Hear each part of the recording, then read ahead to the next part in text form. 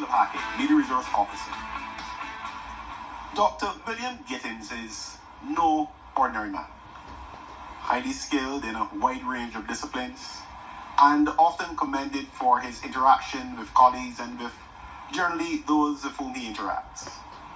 He's also the personification of the concept of lifelong learning. His research and media productions continue to impact education in a very positive way. Welcome to MRD Chat Room. Thank Dr. you. Gittins. Thank you, Philip. Yes, so at a phase in life when most people would prefer to relax and enjoy recreation, you seem as energized as anyone at the peak of their professional career. Where do you get that motivation from? I believe that my motivation comes from the Almighty. The fact that He's given us gifts. I do not think I should sit on my laurels and hope that things will happen. And as a result of that, I've been inspired to continuously pursue education. There's so much more to learn. There's so much more to know. And we're living in a developing space. Things are changing continuously because of technology. And as a result of that, it is incumbent upon me to put myself in a position to learn as much as I possibly can so that I can effectively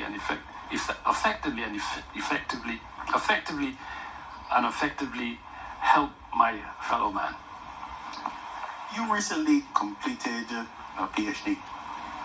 Could you share with us that journey and what put you in that direction? In context, I got up one morning and I said to my wife, I think I should do a doctorate, She said to me, go for it. And I went online, scouring through, looking for various universities, and I saw one, but I wanted to be sure that this was the one that could satisfy my needs. I spoke to a friend of mine and he suggested that it was a good university, it's reputable, and that he'd done his doctorate there and I can use his name as a reference. So I contacted them and submitted my portfolio work. And in days, I got a response, and the chairperson of the dean contacted me and said he wanted to speak to me via the telephone. He contacted me the Monday morning, the following week, the Monday morning. We spoke for over an hour. At the end of that conversation, I was impressed that this is the direction that I should go. My first module was just a pass. That first paper would just be a pass. So I prepared myself, did all the research, and submitted that first module, which is 162 pages. His response to me was, this paper was so good, we believe that you will do extremely well. The second module, I had to read the entire Old Testament and summarize each book in 150 words. That was a challenge.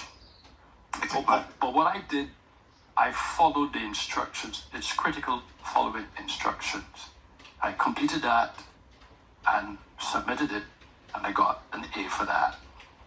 The third module, I had to read the entire New Testament and summarize the entire New Testament in 150 words. The entire New Testament? Or the entire New Testament. So for the Old Testament, it was 150 words for each book. Each book. Now, Summarizing. Yeah, and the New Testament is the entire New Testament in 150 words? Yes. This really challenged me.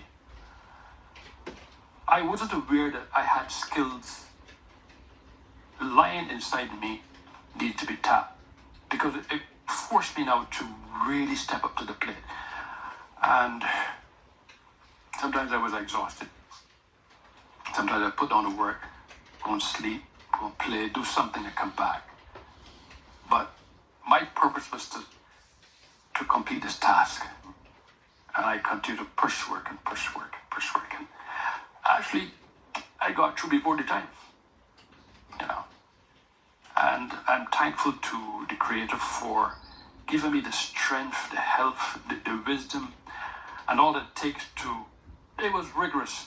It was rigorous and very, very challenging. As a matter of fact, when I came to the end, I started experiencing frustration because you want to get this done and get it in on time. But I got through on time, and I'm thankful. And I'm appreciative to those who gave me support along the way, and I'm thankful. So all this led to a Doctor of Divinity. Yes. Well, I understand the motivation to study. That's part of your DNA anniversary. But why in that direction? I've always had a fascination about the Bible. I hear people saying all kinds of things, people preaching, people prophesying, all kinds of things, and I became curious. And I wanted to find out for myself. And now that I have done this course, my entire outlook about what I heard people said before has changed. You must remember that most of the Bible was translated from Hebrew and Arabic and so on. And there are some phrases you can't translate into English. But some people take it upon themselves to put their own interpretation. That can be good and that can be bad. So this entire process has challenged me. It caused a paradigm shift in how I look at Christianity and the Bible and things that people say. And I'm a different person. And I got to appreciate it more because I've traveled to Israel. I've traveled most of Europe. I've seen things for myself. So the way that I look at the Bible now and I listen to people preaching or trying to explain things, I listen now. I want to hear doctrine coming through. If I don't hear that, I don't really pay much attention to what they say. Well, in terms of preaching and connection with church and Christianity, I suppose some may wonder if it's the family business because I think most people are well aware that your brother, the Pastor Stephen Gittins, was a well-respected preacher. Yes. He was solid. He understood doctrine and he knew doctrine. And the type of person that he was,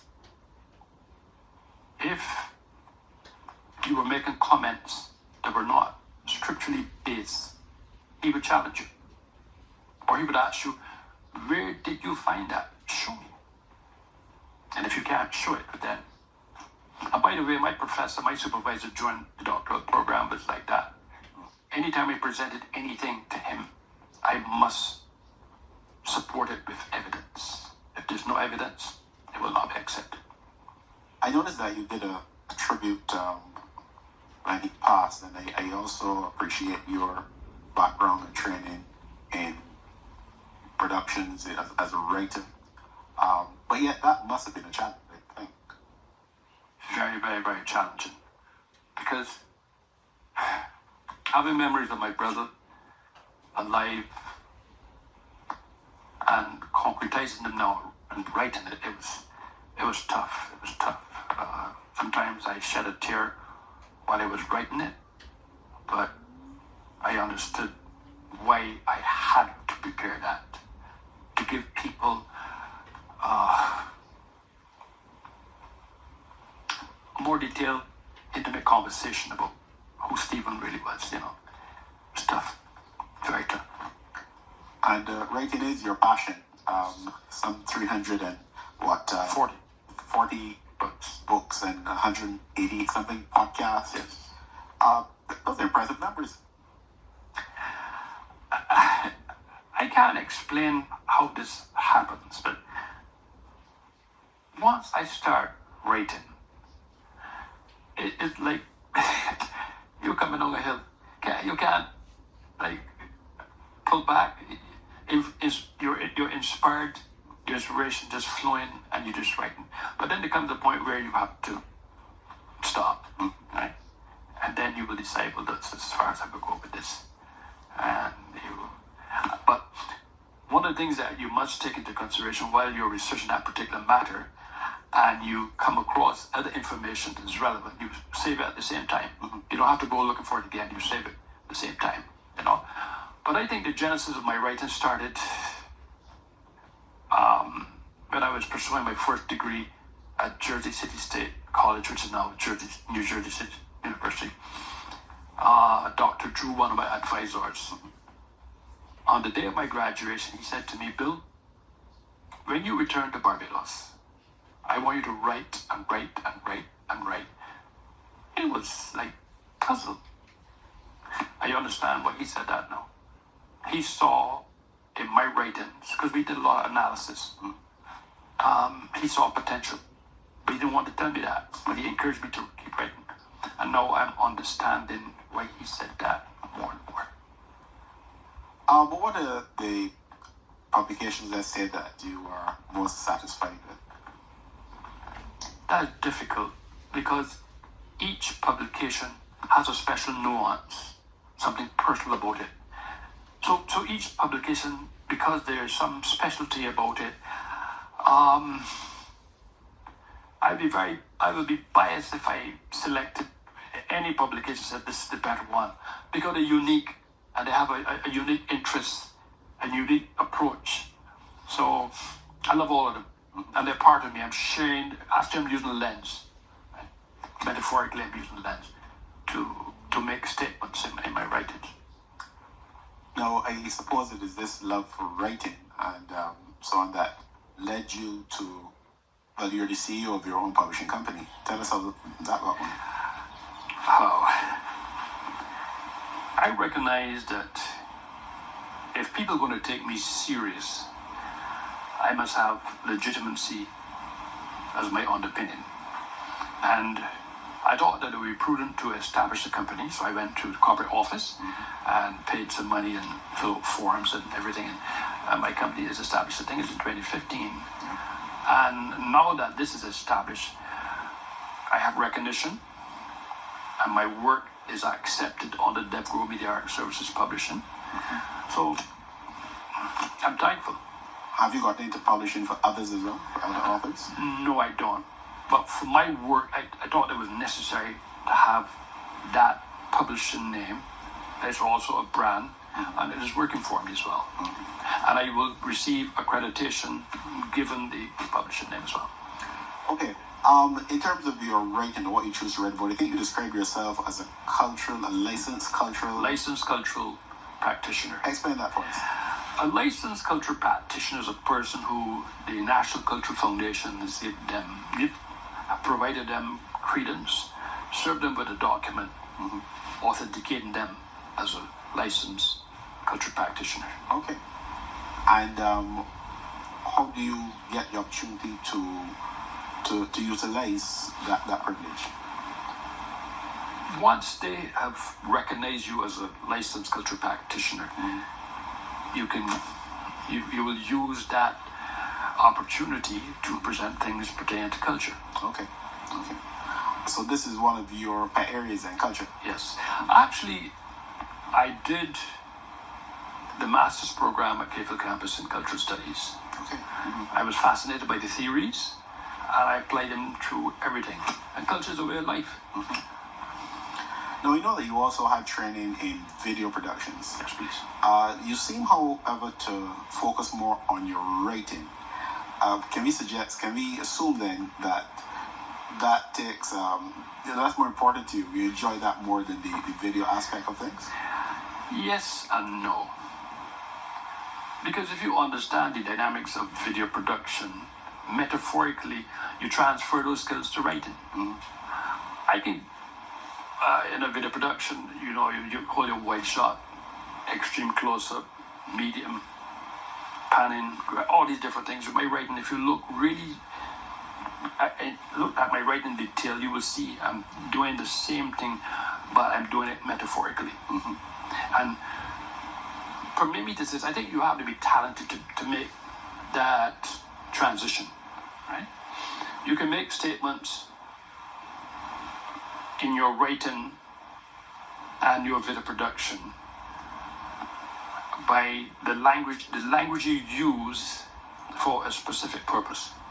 Similarly with the video camera. Yeah. You want to make a statement, extreme close-up, see detail and so on, the same thing with writing. Your comments and your terminology there just reminded me of your history with a department called the Audiovisual Aids Department. Yes. Which, to some who have not been around for that long, may say, what's that? But of course, we're talking about the media resource, what we now call the media resource department. Sure. Tell us about your time, before my time, but your time with the Audiovisual Aids at the Audiovisual Aids Department. Just to digress a little bit, I was a police officer, and the time came for transitioning. And the Ministry of the Civil Service asked me to look around the civil service and see if there are any entities out there that can accommodate my skills. So I went out looking around, and I went over to Audiovisual Aids, and I realized there was a vacancy. So I reported back to the Ministry of Civil Service, and they said, well, look, we're going to give you the transfer to Audiovisual Aids. And that was a process. I had to meet with the Commissioner of Police.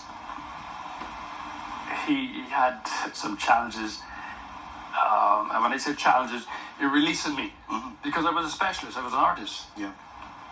And it was tough. But I told him that the time has come for me to move on, and he accepted it. And I went over to Audiovisual Aids.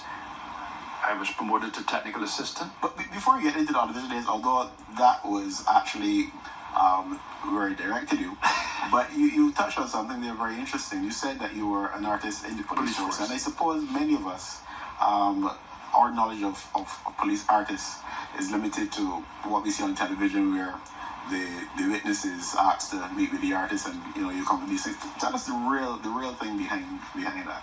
Well, the reality is, how much of what we see on television is what actually happened? Sometimes television can overemphasize things, right? But in this context, it was necessary that I became a police officer. I had to train, I had to learn law, and I went through a lot of training. And then when we arrived from the training school, we were given three months stints in every aspect of the police force. So you would be a well-rounded police officer. I was in uniform for a short period, but then I was transferred then to the Crime Prevention Office, or the Interpol office, and I was a specialist. So when people experience crime in a sad way, like they were raped or robbed or whatever, my responsibility was to meet with these people, get them to relax, and have a conversation with them. And while having this conversation, I'll be taking the information to give me and produce a composite sketch. And what was uniquely interesting is that the person will be saying, this looks like the person. I remember one occasion, a colleague of mine working in the fraudulent department, the fraud squad, was looking for a guy. This is what he related to me. And he was in Bay Street at night, and he approached this guy to have a conversation. And while talking with this gentleman, something clicked, and he took out the sketch he had in his pocket, looked at it, and that was the man that he was looking for. He did not know it was the man, but when he looked at the sketch and the man, he was able to make an arrest. Okay. And lots of the sketches that I produce bore fruit. And whenever the commissioner had special parades, I'll be on those parades receiving accommodation awards for my sketches. In fact, it's interesting you mentioned the commissioner, because we go back to your movement from the police force to other areas of government, and the commissioner, it was something that as you said, he had issues with it, but at the same time, he was happy for you. After some years as a law enforcement officer, he requested, of course, as you, a transfer, and with the transfer approved, he was appointed to work in the Ministry of Education with then Commissioner of Police, Mr. Orwell Durant, in his appointment letter acknowledging, "This information has afforded me great pleasure." Now, this is the Commissioner speaking. Right. "On the one hand, since you have in the past told me that it was your personal wish to be transferred to the Audiovisual Aids Department, on the other hand, I am conscious of the fact that the police service has lost a very promising officer who contributed much to the work of the force and showed clear signs of a deep commitment to a style of policing based on integrity and fair play. Nevertheless, I must offer you my sincere congratulations on your appointment and my best wishes for a successful and rewarding career. I must also thank you for the valuable contribution you made while in service and for your loyal and unreserved support." Now, I don't think you can have a greater feeling of satisfaction that you have done the best you could in one situation and you're now moving to another with the blessing of the Commissioner. Right. And that's a good legacy. I think it was in 2022, I was invited to be the featured speaker at the police service conference. I was honored. So there's that legacy. And if you're doing the things that you're supposed to do, you're doing them properly, and you're doing the right thing, people will remember you. You know, you always want to leave a good taste in a person's mouth when you're departing. It's always good to leave something good in their mouth to speak about you. Now, in addition to your time in the police force, and I think you were a graphic artist at Audiovisual Aids, and among other things, technical assistant, and a whole host of and that led to even going above and beyond the Call of Duty. Call of Duty. Yes. And tell us a bit about that. I recall that time Mr. Owen, Michael Owen, the late Michael Owen, he was the chief at the time. And we had a situation. I wasn't the photographer at the time, but he knew of my photography skills. A sister was coming. And he said, "Mr. Gittins, look, we're going to need you to go down to St. John and St. Peter and take some pictures of the boats being hauled out of the water." I said, "No problem." And I got into my car. Of course, I wasn't a traveling officer, but they gave me traveling on that For that particular purpose. I went to both locations and captured scenes and got back in time, and he was able to use those pictures in the schools for educational purposes. Then there was another occasion where I think there were 12 or 15 police officers. I don't remember the specificity in numbers, but they were going to Namibia as a peacekeeping force. And I had to take photos to produce passport photo ping pongs for them. And that was tough because I think I had to produce about 30 of them. It could have been 15 or 20 police officers, and get them finished by the following day. So I had to work through most of the night to get them. And that time, photography, you process and you dip them in water and fix, and they're going to cut them. You didn't just go on the computer and press a few buttons. It wasn't like that. So that was a challenge, and I raised to the challenge, and the people got their photos on time. What were some of the other interesting experiences you had in the government service generally, not necessarily at AVA, because I know you worked in other departments of government? Well, I requested a transfer. But just to digress a little bit, while at Audiovisual Aids, there was a vacancy at Cayfield campus in the Faculty of Education. And Mr. Owen asked me if I thought I'd be interested in that post. It required teaching, photography, graphic arts, preparing the teachers in the DPED program. Okay. So I applied for it, and it was approved, and I was seconded. While there, the thought dawned upon me, if you're teaching teachers who have masters, and you don't have a first degree, I think you should apply for, and I applied for leave. And I got leave without pay. It was during the period where the 8% cut had started. So it was tough for me.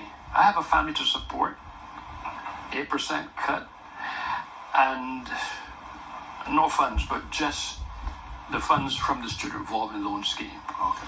So I took that, not knowing what will happen, and I went off to the US to study. The very first day on the compound of the university, I was approached by two students who asked if I would be interested in becoming the editor-in-chief of the yearbook office, and I was like, I've never done anything this before. I said, I'll take it. And Never afraid of a challenge. I took it. As a matter of fact, that organization was defunct for years. So I resurrected new life into it and so on. And mid-first semester, the manager of the student government office said, look, I'm not sure if you're aware, but once you have this position, you'll reimburse your tuition. Okay. I had that position for 3 years, and I was able to support my family, along with working in the computer lab and doing security work for the university. Okay. So if I didn't push that door and go through it, I would never know what could happen. Nothing ventured, nothing Right. right. So on returning here, back to audiovisual aids, I felt I could do more.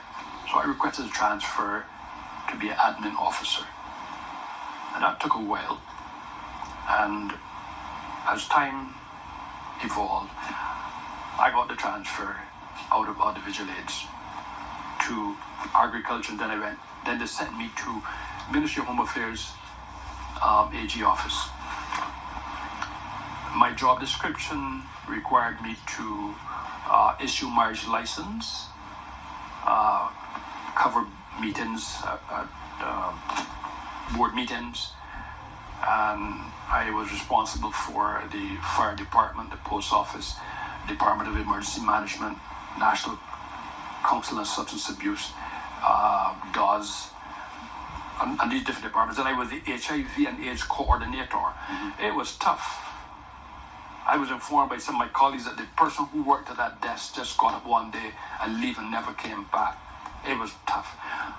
But I brought to that desk professionalism, and I developed a strategy how I would attack that work. And I wrestled it, and I was able to handle it. And I had a system set up on my computer, particularly or especially for persons who are calling out from the US and different parts of the world who requested the services of the admin officer to get marriage license. So if you call me now, within seconds I'm responding to you because of how I had my desktop set up. Well, it must have worked because I think this was around 2008. Yes. While you were working at the Ministry of Home Affairs, the Episcopal priest Anthony B. Holder, I don't know if you remember. Yes, I remember him. Yeah, says he commended Administrative Officer 2, Mr. William Gittins, to Permanent Secretary Wharton Isaac. In his letter, he stated, I am an Episcopal priest in the U.S., previously an Anglican priest in Barbados. I contacted the Home Affairs Ministry to determine the requirements for applying for a marriage officer license to officiate a forthcoming imminent wedding in Barbados. I was impressed by Mr. Gittins' professionalism and exceptional assistance in this venture. In all my conversations with him, he demonstrated characteristics that were affable and polite. His extensive knowledge made the process of acquiring the necessary information easier. Mr. Gittins efficiently prepared the instrument for collection, demonstrating his exceptional contribution to the Home Affairs Ministry. I wish him well, and also you and your ministry as you continue to serve the people of Barbados. If the members of your ministry possess similar qualities to Mr. Gittins, the people of our nation can feel a sense of gratification. Now, I suppose even back then, if he looked to know, so many complaints about service, whether it be in the civil service and government, whether it be in the private sector, and this surely indicates what we are capable of. I will say to you that when you come to a job, you must bring professionalism to the job, and you must love that job and go after it with a passion. One of the things I tried to do as an admin officer, I tried to type my own work. The reason being, sometimes you're waiting on a typist to get something done, and because she may be in receipt of so many other things to do, it can hamper my production. So I decided I would type my own work. And I was getting so good at it that while at agriculture, the financial officer said to the senior admin officer one day, look, we have some money to spend. And we think that anything that Mr. Gittins asks for, that he should get, we will spend that money on in the admin section. Because of my performance, he was impressed that we should be compensated in some way. And I asked for some printers and so on, and that helped tremendously, because when I type something and print it, I can vet it quickly and get it off.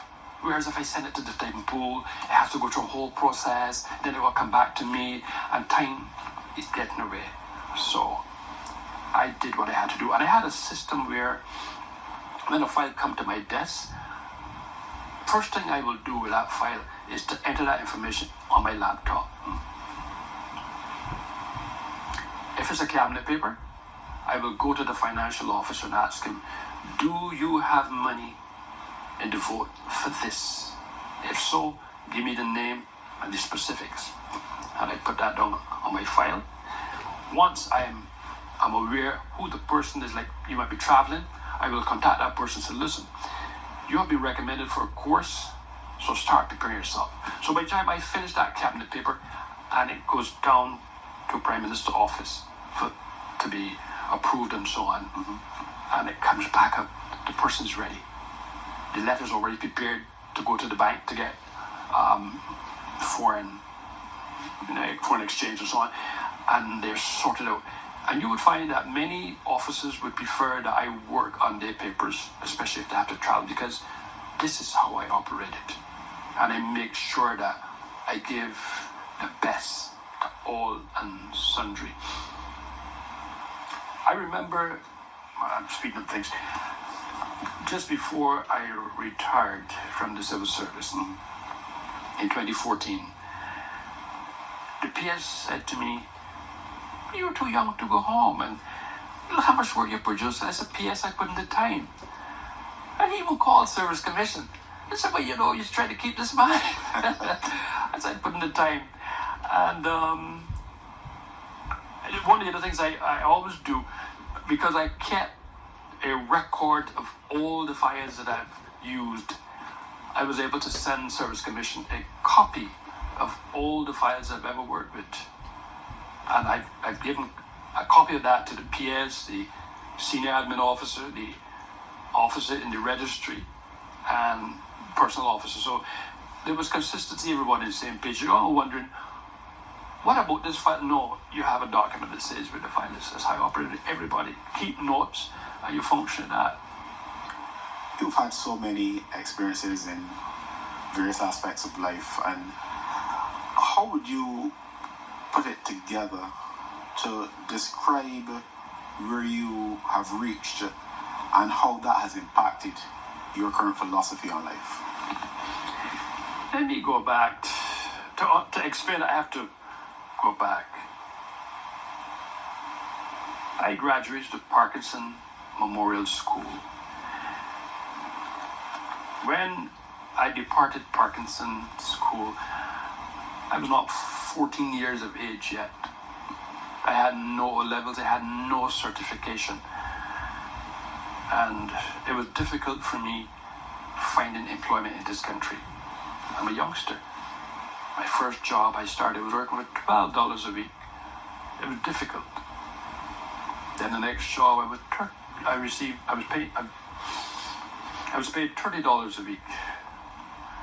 And I said to myself, you got to do something about this situation. So I went down to the harbour. At that time, the Polytechnic was in the harbour. Yeah. I looked around, then changed my mind. When I started going back to evening classes,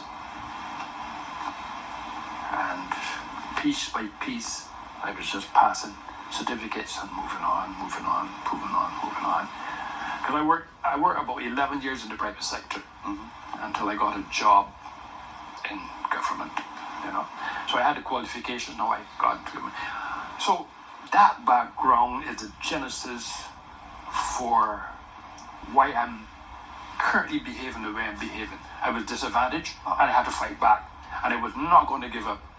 I've adopted the policy or the theory or the way how the waves behave. The waves are always coming to the shore. So I must always be, moving forward and not giving up and complaining and fretting, looking for ways to see how I can navigate that situation. Life is not easy, and if you sit and you wait, nothing will happen. You got to make things happen. Of course, there were other challenges, but you got to decide where you want to take that ship. There are the things that will get into your way, but you have to quickly work out. Look, does this make sense? And if it doesn't make sense, put it down and move on. So often you've heard that you really can't control the experiences or the challenges that you face, but you can control how you respond to them. I guess you're a living testimony of that. Yes. Could you maybe even make that point more directly to young people today who don't necessarily see a clear pathway forward and who are in a position to make choices, and sometimes, unfortunately, they make choices that are not the best? If I had to speak to the younger people now, I would say to them is to stop at your tracks. Stop. Look at what is happening around you. Look at situations and you see the things that people did and the outcome. And ask yourself, do I want that type of an outcome? And if the answer is no, then you look at another situation. And if the results looks good, plausible, it doesn't put you in any trouble, and things pertain to that, then you should pursue that path. But to just decide that you're going to take a path because you haven't thought it through properly and look at the pros and cons, I think that would be disastrous for you. And I want you to know there were challenges in my time too, but my parents are Christians and they were very disciplined. So things that other people got away with, we couldn't get away with. Not at my father's home, Just two of you? Yourself and... No, it was 7 of us. 7 of us. Every morning my father brought us together and have daily prayers and so on, and read a scripture, and then you go. You can't see you're not coming. That's a no. It's an option. We were very careful, the kind of people that we socialized with because of our parents, And sometimes they thought my father was so hard, but I'm so glad for that because that done so much for me, and it disciplined me. I was also a soldier as well, so that discipline from my father and the 7 years or so I spent in the Barbados Regiment was good discipline. So I'm in a better position to navigate situations as opposed to a person who's not disciplined, because you need discipline. You need to be able to stand on your own and say, look, I am not going to do this because if I do this, look at the results. So I challenge the younger people to look at situations and look and see the things that people are doing. And look at the results, look at the outcome, and ask yourself the question, do I really want to be like that? And then you can make a decision from there. You said you attended Parkinson and you talked about discipline. I believe you may have had some of that discipline as well, apart from family and Parkinson, at the St. Giles Primary School? Yes, went to St. Giles Primary School. Wow. Again, There was a guy, a teacher there called Mr. Greenwich. As a matter of fact, I think he used to live across the street. Wow. And he carried a little strap. Spread around his spoil the chat, come on. All the people who went to school at my time, even though you didn't like some of the punishment, it worked for you. It worked for you. Give you something to think on, you know. So, you've been there, done that pretty much. What's next for Dr. William Giddens?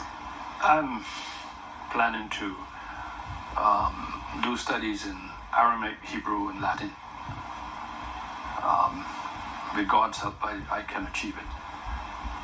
One of the things I've discovered is that we look at situations and we believe or think we can't get or achieve those things for whatever reason, but we haven't tried. And there's more than one approach in dealing with a situation. Because your friend might have tried a specific approach and didn't succeed, that doesn't mean that the same thing will happen to you. You know?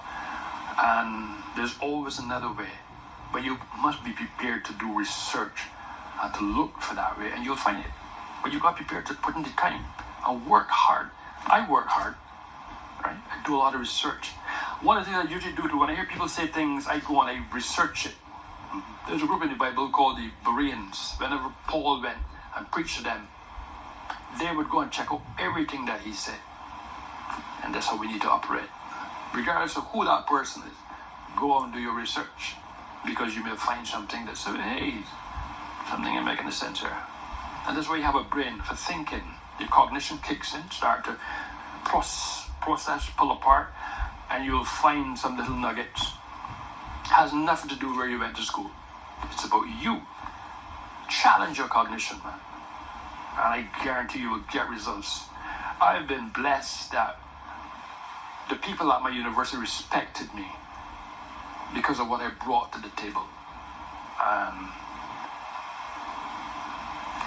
Even though I'm a person of color, some of my colleagues didn't see that. They saw an individual who brought professionalism, who brought knowledge, and a new way of dealing with situations.